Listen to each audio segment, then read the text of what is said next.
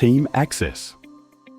The Team Access page allows clients to manage users within their organization and control who can access the Smart Roads platform.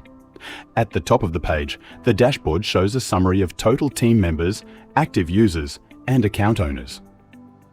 Clients can quickly see the current access status of their team from one place. The Team Members table lists all users connected to the organization. Each row displays the user's name, email address, access level, and account status.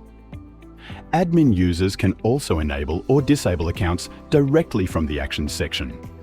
The User Details panel provides additional information about a selected team member, including contact information, account status, joined date, and provider access permissions. The Create User form allows admins to add new team members by entering their details, generating a password, and assigning access permissions. New users are automatically created with admin access.